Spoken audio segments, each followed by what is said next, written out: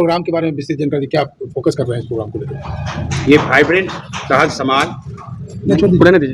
Vibrant शहर समाज का निर्माण बेसिकली भूमिहार समाज के द्वारा किया गया, लेकिन इसमें कोई बैरियर नहीं रखा गया कि यह परशुराम का शब्द नहीं दिया गया, बल्कि वाइब्रेंट समाज दिया गया। इसका मूल उद्देश्य है कि पटना या पटना के इर्द गिर्द एक सिद्धि विनायक मंदिर बनाया जाए, और जहाँ दूर के ग्रामीण क्षेत्र के जो लोग आते हैं पटना में, कोई कारोबार के लिए, कोई इलाज के लिए, कोई बच्चों को पढ़ाने के लिए, वहाँ एक आवासीय सुविधा की व्यवस्था की जाए जहाँ वो लोग ठहर सकें, और एक वृद्धाश्रम बनाया जाए, और मंदिर से जो आय हो उसका भविष्य में शिक्षण संस्थान गरीबों के पढ़ाने लिखाने के लिए की जाए।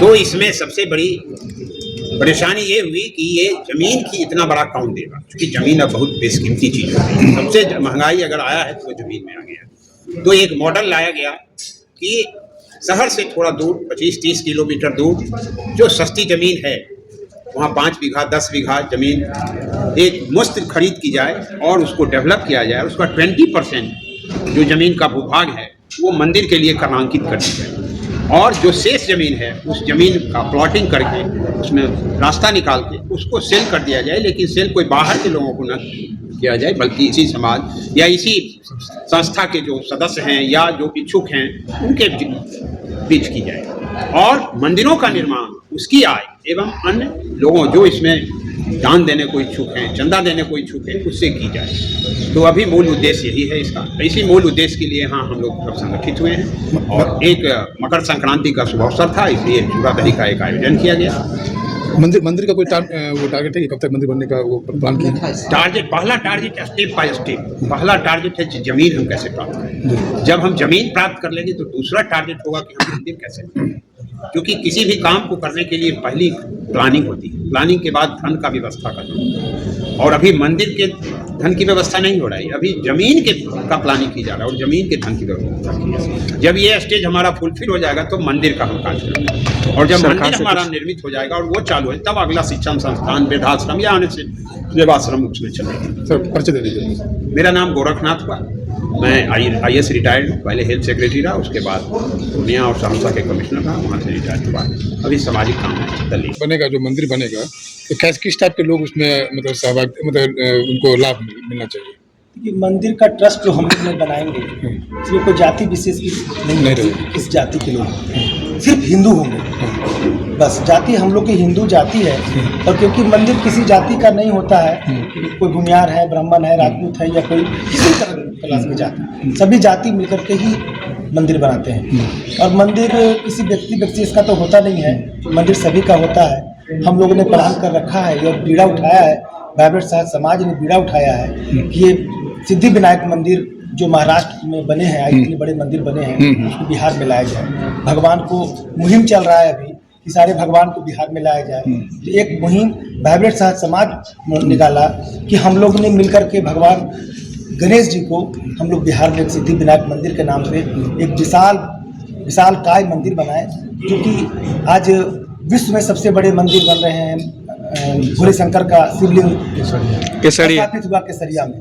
तो हम लोग की प्लानिंग है कि विश्व का सबसे बड़ा मंदिर सिद्धि विनायक मंदिर, सबसे बड़ा मंदिर हो, ये वाइब्रेंट शहर समाज के द्वारा स्टार्ट किया जाए। बाकी तो सारे समाज के लोग मिलकर करके इस मंदिर को बनाने का बीड़ा उठाया है। मुकेश कुमार, वाइब्रेंट शहर समाज का अध्यक्ष। जब हम हिंदू की बात करते हैं तो उसमें हिंदू में ही किसी जाति विशेष को मंदिर में प्रवेश नहीं किया जाता, इस पर आप लोग कब काम करें कि इस तरह की जो नज़रअंदाज खत्म किया जाए?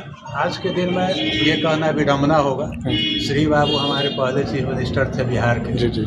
वो खुद सारे दायित्वों को लेकर के देवघर मंदिर में गए थे, उस समय ज्वाइंट थे झारखंड बिहार। आज ये सब कहने की बात है और किताबी बात है।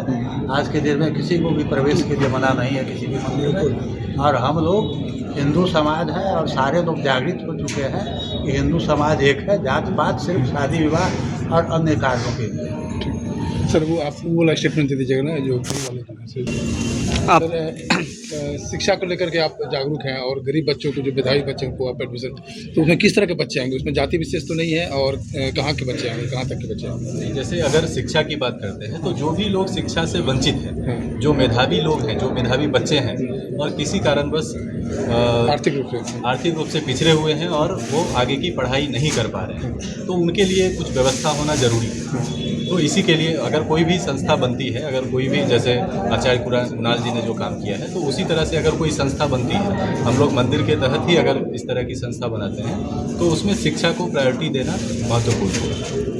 बहुत बहुत धन्यवाद। क्या कहेंगे मैडम, मतलब इस तरह की आप लोग संस्था का निर्माण कर रहे हैं? संस्था के निर्माण के लिए हम ये कहेंगे कि इस तरह की व्यवस्था जो सोचा है वाइब्रेंट समाज ने, उस तरह की व्यवस्था हमारे समाज में होनी चाहिए। और मंदिर का मतलब है एकजुट होना। मंदिर का मतलब ये नहीं है कि हम किसी धर्म विशेष के लिए बात कर रहे हैं, हम अपनी आस्था से जुड़ रहे हैं, हमारी आस्था की बात हो रही है यहाँ। आस्था हमें कहीं भी किसी धर्म के विरुद्ध नहीं ले जाता है, हमें अपने धर्म से जोड़ता है और हम इसी